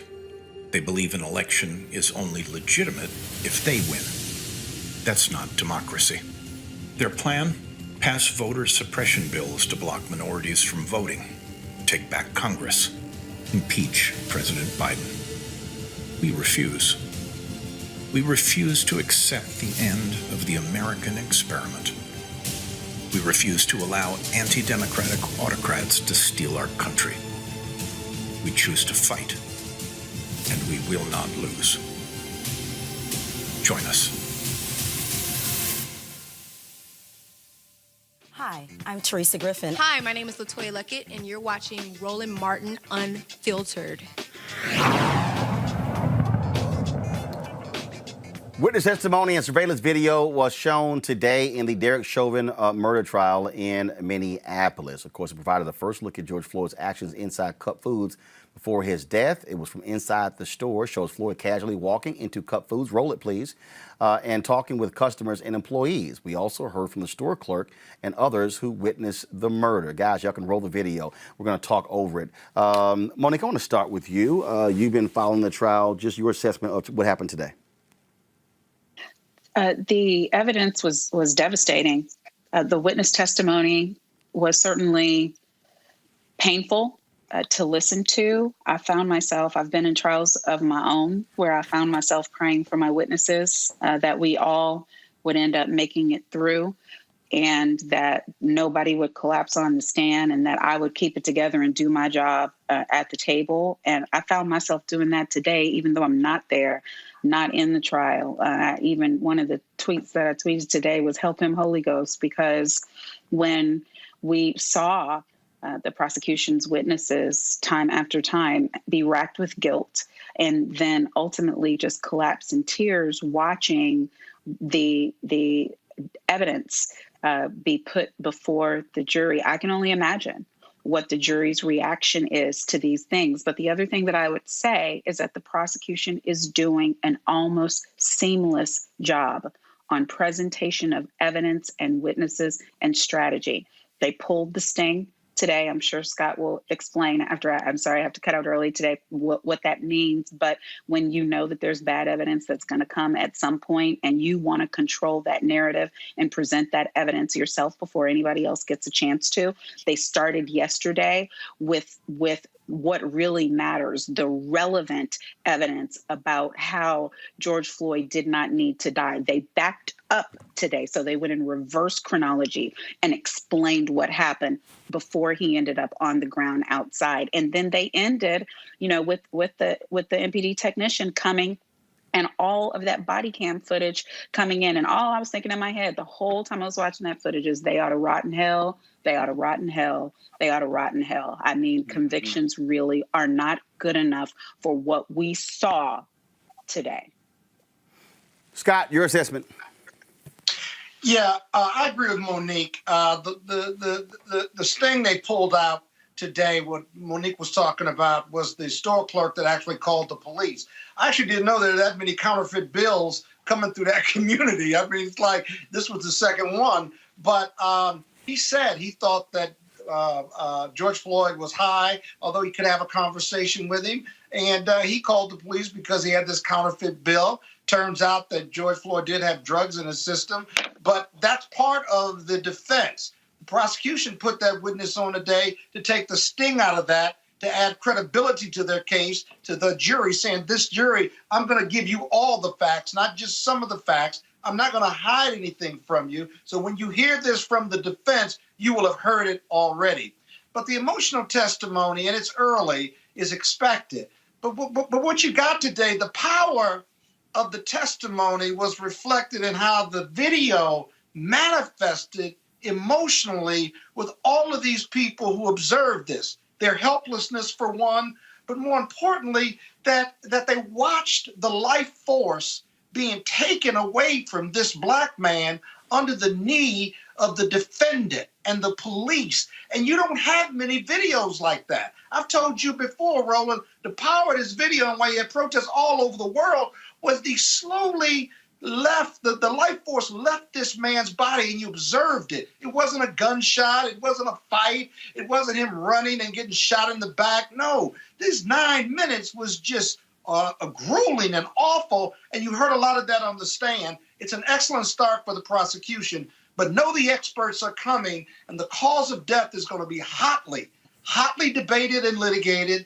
And that's really going to be the turnkey or the most important part of this case. Who are the experts and who does the jury believe? Robert. Was it the drugs and fentanyl and hypertension that killed him? Or is it but for the police, the drugs and the health issues don't really matter because but for the police triggering those ramifications of his health issue, is that what killed him? But for the police. Look for that phraseology as we carry on this trial. Robert.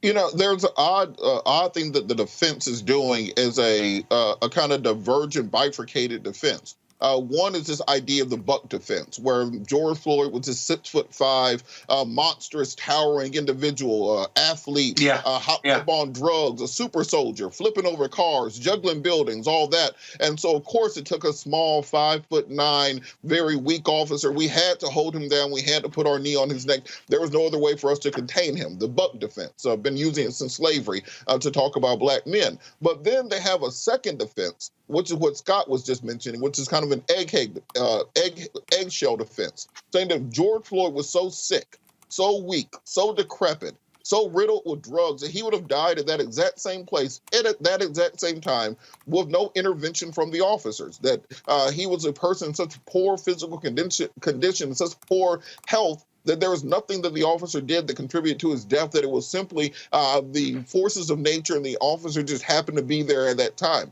So they're arguing in two different directions at the same time. So what you saw the prosecution do today is, as Scott and Monique said, try to take the sting out of that second defense, the sting out of that idea of him simply being so weak and decrepit and riddled with drugs and alcohol that he was going to just keel over and die, taking all culpability away from the officer. I think the next thing they will have to do is attack that buck defense and the idea that he's somehow posed a threat, because it's a nonsense argument. And the fact that in America you can have this on video, have a half dozen or more witnesses witness something, talk about this for a year, and still we're on pins and needles as to if there will be a conviction, shows you just how broken the criminal justice system is. God forbid you get killed by the police, you don't have a film crew there with you to chronicle what happened.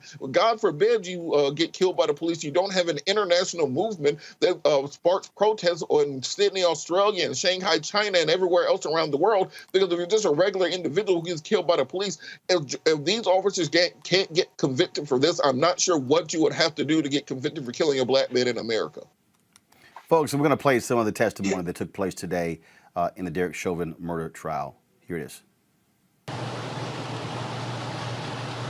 I'm going to pause here for a moment. The record should reflect 8/29/55. We saw you standing there with your hands on your head for a while, correct? Correct.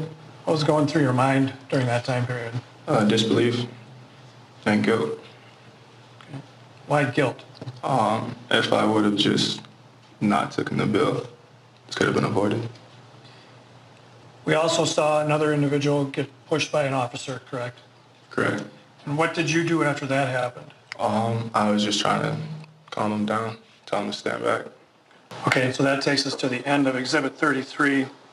You were going back into the store. Correct. And so then did you just continue to work your shift? Correct. And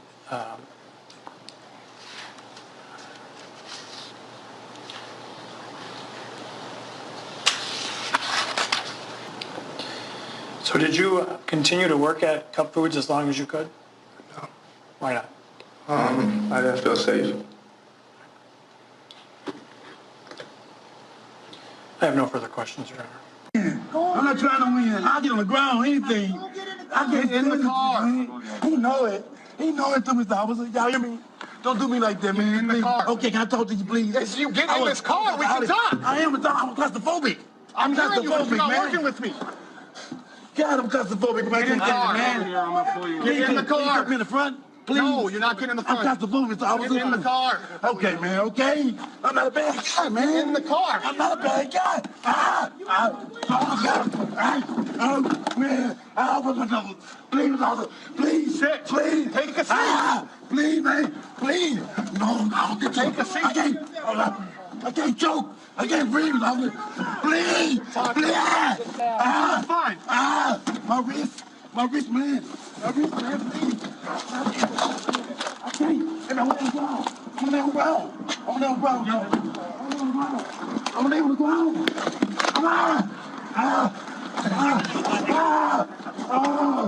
I'm going down. I'm going down. I'm going down. Get in the squad. I'm going down. I'm going down. I'm not going to lose you. Bro, you gonna die of a heart attack, too, right? I know I can't breathe. Get in the car. Oxygen. I can't go, man. I can't breathe. Take a seat. Please, man. Please listen to me. Is he going to jail? He's under arrest right now for forgery. I'll tell you.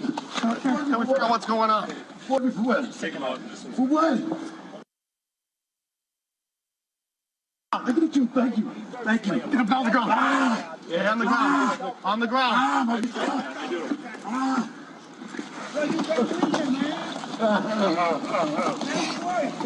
You got your restraint. Hobble. Okay. I'll grab that. I'll let you get him. Jesus Christ. I can't breathe. I can't breathe. Thank you. I can't breathe. Stop moving. Mama. Yeah, Mama.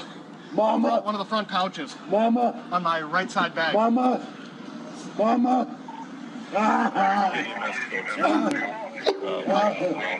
You're the best guy. All right. Oh my God. So now you go to jail. I can't believe this. I can't believe this. I can't believe this. I can't believe this, man. Can we stop it right here, please? Mama, look. Mr. McMahon, do you need a minute?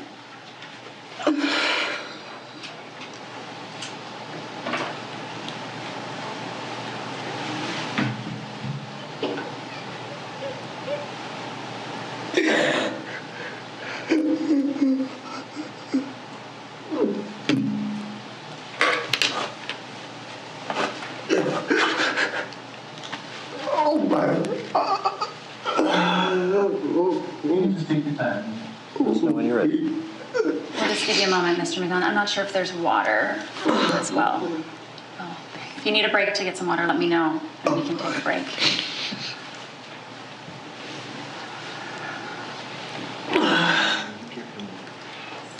May I approach, Your Honor? You may.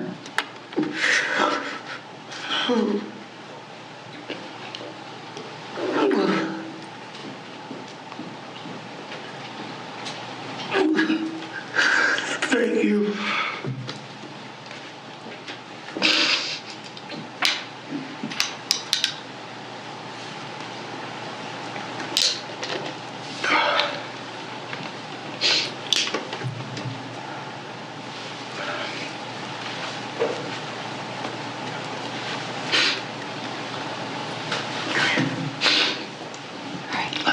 You okay? Yeah. I know that this is difficult. Can you just explain sort of what you're feeling in this moment? I feel helpless. I don't have a mama either, but I understand him. My mom died June 25th. Scott, how does that testimony play to a jury? Well, it's very emotional testimony for one thing. They took a break right after that. Okay, so the jury is going to be just as emotional as he is. He lost his mother. George Floyd didn't have a mother. And this witness and the other witnesses keep talking about how helpless they felt. And it's true. When the police are there and they got the guy down and you had a paramedic there, they couldn't help but they could see the life force leaving his body. And so his testimony is very powerful. But this case has a lot of different aspects to it. It's going to take like up to 30 days. So this is just one. The prosecutors have to keep that emotional level there for the next 20 or 30 days. We'll see. The real issue, though, with this witness is, could he finish and tell his story? The video tells part of it. What the video also shows with the police and this gentleman here is they just know discretion. They didn't care, and they didn't know how to deal with someone in mental or drug crisis, which is the biggest problem with the police force. There's just nothing there other than arrest and take them. They should have put him in the car and, despite his protest, just took him to the hospital, but they didn't care about it. So good testimony for the prosecution, but he told his story. But can that level of emotional connection with the jury, can they maintain it on a daily basis or weekly basis or through the end of the trial? They're going to try, no matter what, to do just that. Robert? Well, you know, it looks good for the prosecution currently, but I've learned not to judge cases at halftime, particularly in the first exactly. quarter. No. We're not saying guilt or innocence. I'm just simply saying, what is it looking like from your perspective? How does that play to a jury right now? Not whether he's going to be guilty. It plays well to a jury right now, but also there are portions of that I can see the defense will be using in their direct presentment of the facts. They will argue that they tried to peacefully put Mr. Floyd in the backseat of the car, that he resisted, that he pushed back, that they were simply trying to restrain him at the time, that they called for paramedics, that they followed the protocols as were taught to them as required by the department, and that despite the death being tragic, there was no criminality involved. If anything, there was recklessness involved. I think that's what will be their argument. And one of the issues that the prosecution is going to have to establish is the prong of intent, because people keep asking for a first-degree murder charge or conviction in this case. Well, the prosecution has to prove that there was an intent on the part of Officer Chauvin to kill Mr. Floyd, and they haven't presented evidence that would indicate that. And the defense is going to argue that this was just all a horrible accident because of Mr. Floyd's drug addiction, because of Mr. Floyd's alcohol consumption, because of Mr. Floyd's physical condition, and that it's not their fault because he resisted. That's going to be their defense. So I'm going to be looking for the prosecution pushing forward and pushing evidence that will show what the intent was and how they can establish that in this case. So those are things I'm looking out for. All right, folks. Let's. Yeah, you know, Roland, if I may, real quick, one other thing. The police are going to always argue one way, shape, or form. I didn't go there to kill George Floyd. I went there to arrest him. He died as a result of him stealing and resisting, but I didn't kill him. In the end, that's kind of going to be what the defense is going to be in a big way. And with the expert, they're going to argue that in closing. It's going to be a tough case to get a conviction here. All right, folks, let's go to Texas, where former Williamson County, Texas Sheriff's deputies James Johnson and Zachary Camden were both charged with second-degree manslaughter on Monday, according to Travis County District Attorney Jose Garza. They were booked into a Travis County jail on Tuesday and released on a $150,000 bond, each within an hour. The two former Texas Sheriff's deputies were arrested Tuesday on manslaughter charges in the 2019 death of a man whom they shocked with stun guns after a police chase that was filmed by real-time police on the TV series Live PD. The deputies chased Javier Ambler for 22 minutes after trying to pull him over for allegedly failing to dim his headlights to oncoming traffic. Ambler, a former postal worker, died after deputies repeatedly used stun guns on him, despite his pleas that he was sick and couldn't breathe. The stop in suburban Austin was caught on camera by Live PD, which was canceled by the A&E network in June. This was shocking to lots of people. We're going to keep showing this video. This was shocking to lots of people, Robert, because the fact that the people that Live PD held onto and later destroyed the tapes. This is body camera footage right here. Again, so this is one of those things where people often will say, hey, don't use stun guns, things like that. But you heard him actually say, Robert, in the video, I have congestive heart failure. And he's yelling it. Mm-hmm. You're absolutely right. I think part of what we have to understand when we start talking about less than lethal weapons, things such as tasers, things such as beanbags, rubber bullets, officers often are far more liberal in the use of those than they would be with deadly weapons because they consider them to be less than lethal, or they consider them to be a lesser level of accountability when discharging them. We saw the two students in Atlanta who were held up in a similar way. We've seen officers use tasers in a non-life-threatening situations, even though they're only supposed to be deployed in those such situations. So it's going to be a question of exactly what evidence they can bring to bear in order to show that there was extreme recklessness, at least in the actions of the officers, and not simply within the line of duty. But we have to retrain the way that officers interact with the communities and to see the humanity in the people they are arresting. If you listen to police radio chatter, if you get discovery packets like me and Scott get from time to time in police cases, the way that they talk about individuals is the way you will talk about an animal, the way you will talk about something that needs to be contained, something in a zoo, not a fellow human being. And as long as you consider them that way, that is how you tase a man with congestive heart failure to death. That is how you put your knee on somebody's neck, because you have dehumanized them in your mind to the point that you really believe you're that thin blue line between civilization and chaos, and anything you do in pursuit of that is necessary. Exactly. And if you feel that way and you're a police officer, then you're not going to believe me if you're trying to arrest me and I'm telling you I got congestive heart failure or that I can't breathe. That's why. They don't believe them because they don't think they're human, and they just think they're the scum of the earth, and let's just put them in jail with the rest of the mopes and dogs and perps and whatever other short name they use for people that they arrest. These are human beings, and because they made a mistake or even committed a crime or are bad actors, they're still human beings, and your job is to transport them and arrest them. Your job is not to kill them, period. And it never stops being about that. All right, folks. Hold tight 1 second. Got to go to a quick break. When we come back, our tech talk and digital footprint, real important. A lot of people really ignore how much stuff they put on social media. You realize your whole life is out there? Even your cell phone numbers, your home address, photos, where you live. We'll talk about that next on Roland Martin Unfiltered.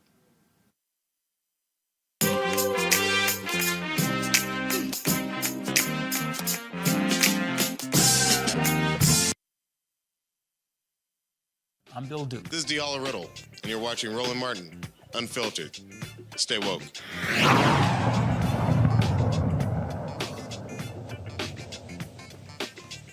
All right, folks, technical difficulty right there. We'll work on that. Do you know what your digital... First of all, y'all should be playing the tech talk, but I guess we can't play that, the stinger. So why didn't we play it?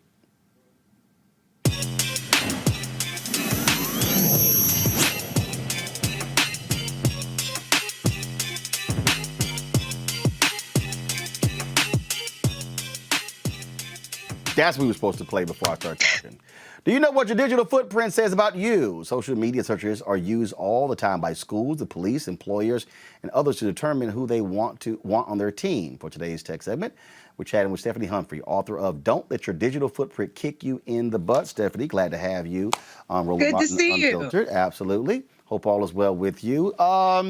Here's what's interesting. We just dealt with Alexi McCammon. Losing her job as the editor-in-chief of Teen Vogue due to some comments she posted on social media when she was 17 years old. Then the social media persons for Teen Vogue, who was one of the voices saying she should be fired, they reveal her N-word usage, no word on whether Teen Vogue has let her go.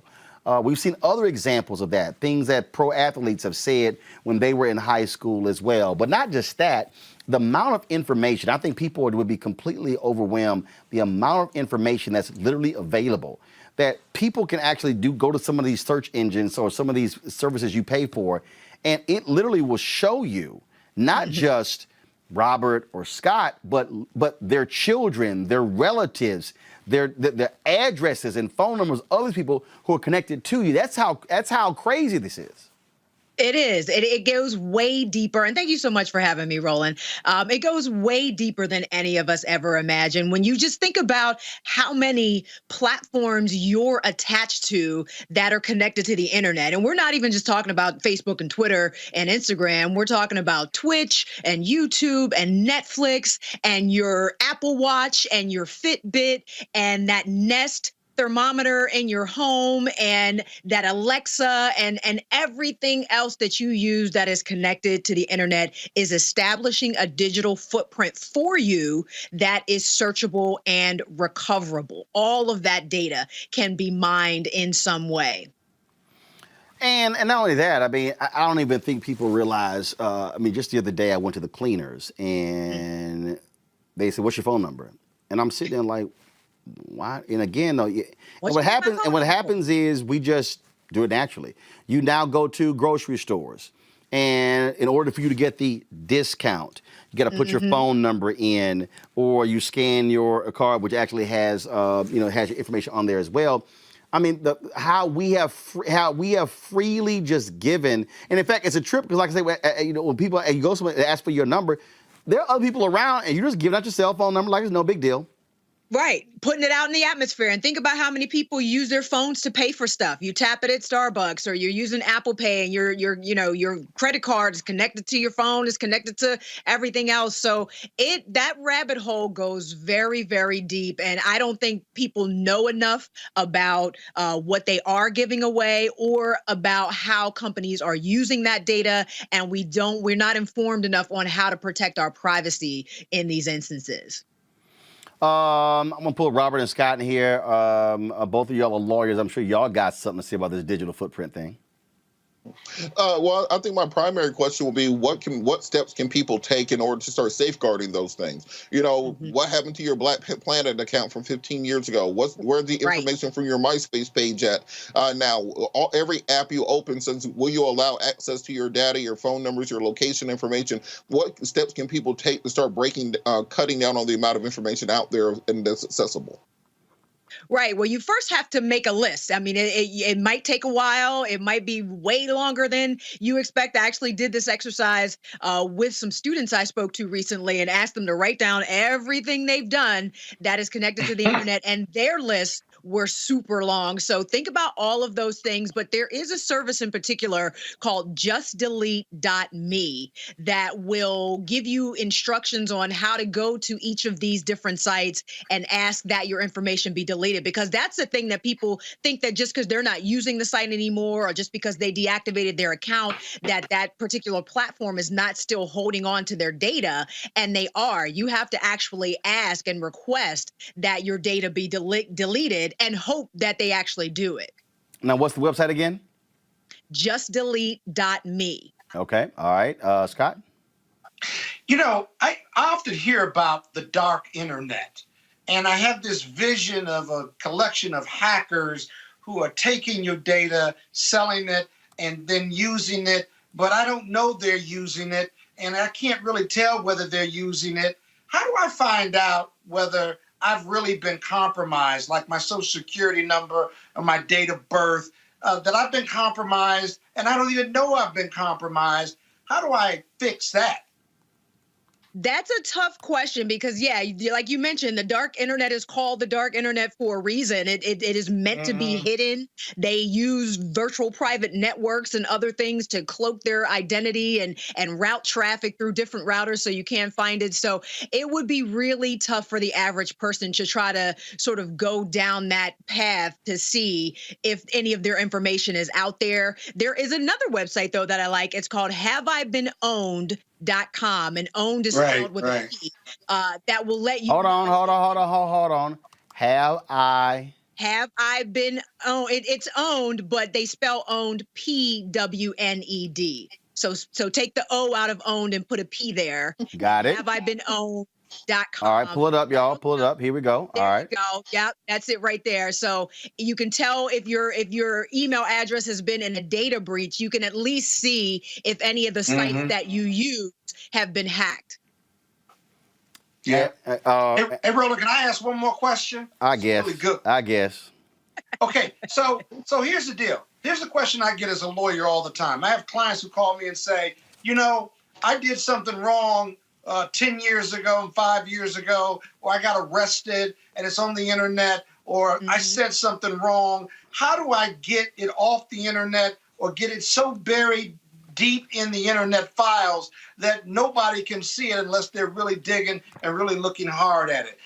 Is that possible? Can that be done? It is possible, actually. I actually helped a friend do this, and I will say to start, you're not deleting it. How much does that cost?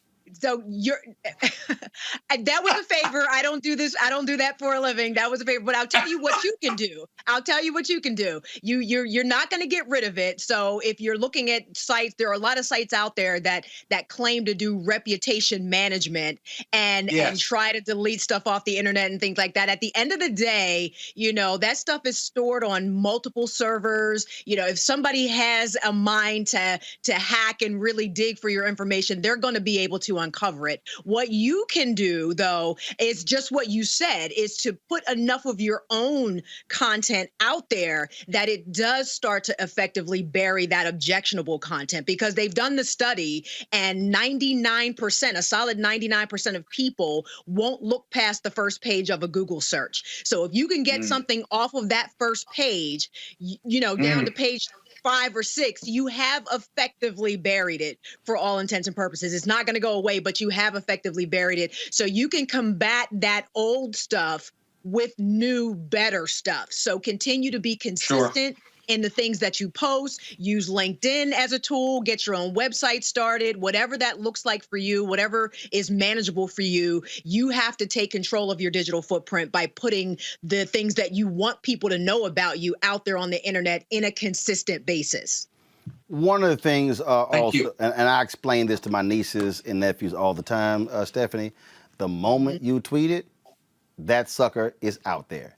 Even if you delete it, it's there, and it can be found. It can be the mirror. So explain what people, you keep hearing people talk about the mirror. Explain what that is. Well, there is a site there is another website called the Wayback Machine. It is internet-archive.org. That is a website that saves websites. There are more than 500 billion websites on this site. So you can literally go to this website, just Google the Wayback Machine, and you can put in any URL that wasn't private, and it'll show you, there you go. Thank you very much. You put in any URL in that little box at the top, and it'll show you at different points in time for years what you had posted at that moment. So, this is just the one quick and dirty, easy way to find your old data. But again, anybody with a little bit of hacking skill can search and recover pretty much anything on the web. And you see all those little lines on the dates correspond to what blackamericaweb.com looked like at that moment. So what posts were on there, what people were commenting, like all that different stuff. You have basically an internet record of your online activity saved on this website. And Roland, can I ask one last question? Yeah. Sure.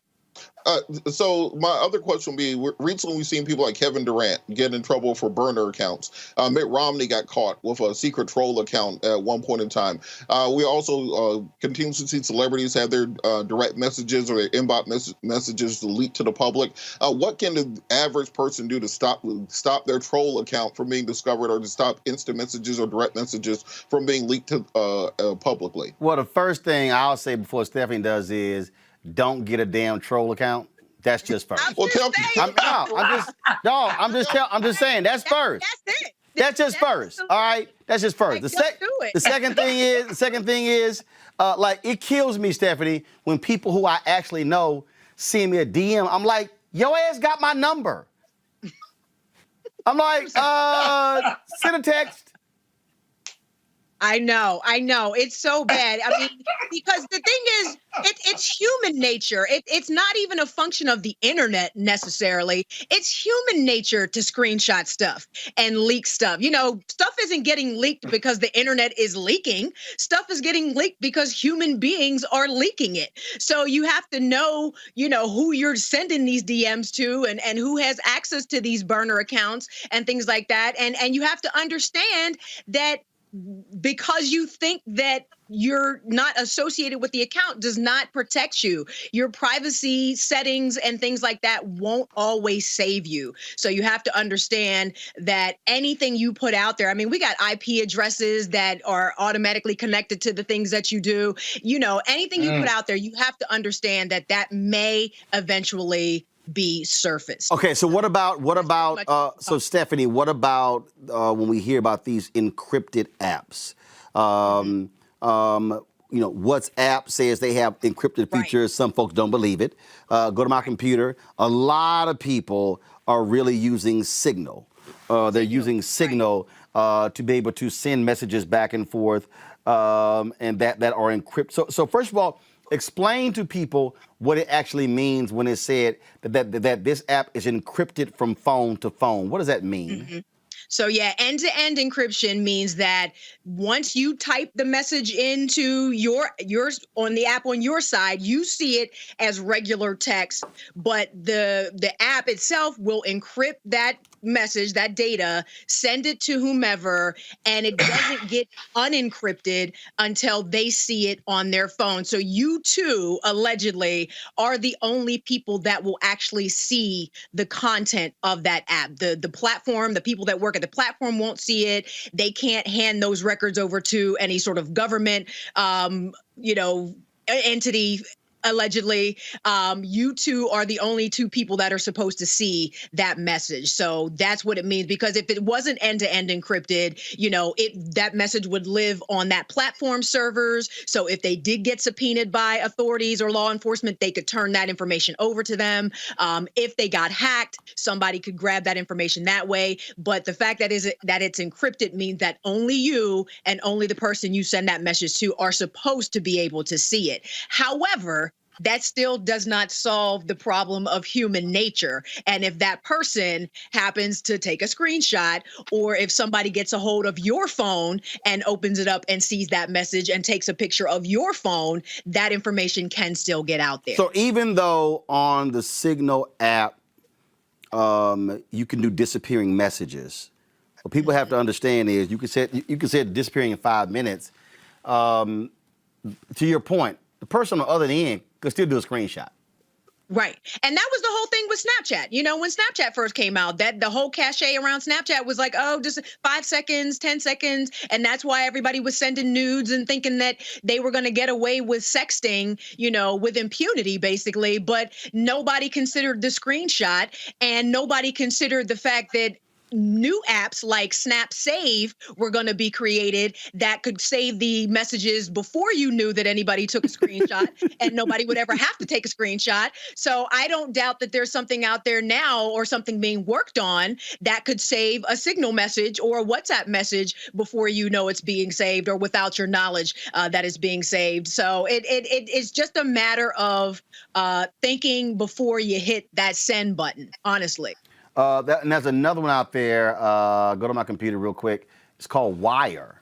And they same thing. Wire is just like Signal. I think this is from Switzerland. So there are some people who don't, because Signal is from where? So is that a U.S.-based app?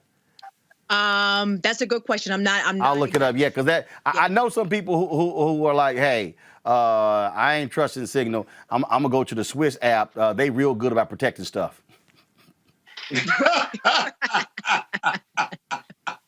Seriously. I'm not gonna tell you. There's a very rich person who turned me on the Wire. Who was like, yeah, I use Wired, and I was kind of like, okay, all right, but all right, cool. Listen. If that works for you, but again, you're at the mercy of the person you're sending the message to as well. Right, absolutely. Anything else about protecting folks before they get their butt kicked with his digital footprint? It really just boils down to being very mindful and intentional about what you do on the internet. We can use the internet for a lot of things. Social media can be fun. You can make some money. You can, change the world. You can do a lot of different things, but you just have to think about it first. Take those few moments to ask yourself, is this something that needs to be out there? Is it kind? Is it going to hurt somebody else? Is there potential for these words to do damage? Because they can. So the mindfulness and the intentionality is really what we all have to get back to. Well, I get a kick out of when people tell me, you call me a dumbass. That's public. And I'm going, yes, it was meant to be That was public. The point. That was the point. Yes, it was. And so, yeah, I love it when people sit here and go, you cussed me out. Yes, I did. That was intentional. So, Listen, yeah. That's a part of your brand, though. I'm like, first of all, the show's called Unfiltered. So I'm like, what the hell were y'all thinking? Everybody's not going to be able to get away with that. It was just sort of crazy. And I just, I tell people all the time that, look, first of all, I remember I was on the Clubhouse chat and they were like, okay, y'all, this conversation's off the record. I'm like, no, it's not. No, it's not. I'm like, it's 2,000 people in here. You think somebody can't record this? I said, y'all, I can take one iPhone, hit voice memo and hold up to the phone and record. I said, if you dumb enough to sit here and think this is off the record. And I had to literally explain to people what actually off the record is. Off the record is just like a signal. I have to trust the other person who I'm confiding in is not going to reveal it. Mm-hmm. That's all. It's all based upon do I trust Scott gonna keep his mouth shut? Nope. I don't trust Captain. Depending on what we do. That's right. Nope. I don't trust Captain. See, right there, I draw a line at Kappas. I don't trust Kappas. Kappas are going to sue you one day. I was just in a meeting with them, and your name came up. And I'm going to tell you, you better watch your mouth on Kappas, because I'm going to tell you, they got their eye on you now. You got a target. You're a target the way you talk to me. They don't like the way you talk to me. The Kappas probably need to sue me after that embezzlement y'all had your national office. But we're going to leave that alone. See, you walked right into that one. That got the lawsuit. Yeah. Get your lawsuit. Yeah, that cost y'all about $3 million, huh? Sir. The tea has been spilled. That cost y'all about $3 million, huh? No, it didn't. We got that resolved. Yeah, okay. Anyway, can we talk about something that money went to the casino. Yeah, see?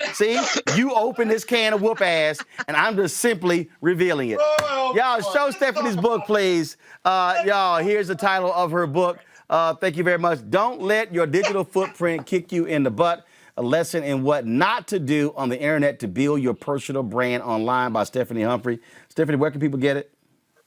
Amazon. Go to Amazon, do that. So, folks, I appreciate it. Stephanie, thank you so very much. Thank you for having me. Take care. All right, have a good one. All right, folks, that is it. Let me thank Robert, Scott, Monique for joining us today's show. If y'all want to support what we do here, Roland Martin Unfiltered, please do so by joining our Bring the Funk fan club. Our goal is to get 20,000 of our fans to contribute at least $50 each over the course of a year, $4.19 a month, 13 cents a day.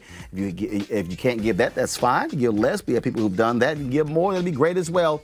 And so please do so by Cash App, $RM Unfiltered, PayPal.me/R Martin Unfiltered, Venmo.com/RM Unfiltered, Zelle at RolandSMartin.com. All right, folks, I'm going to see y'all guys tomorrow right here on Roland Martin Unfiltered. Thank you so very much. Have a great one.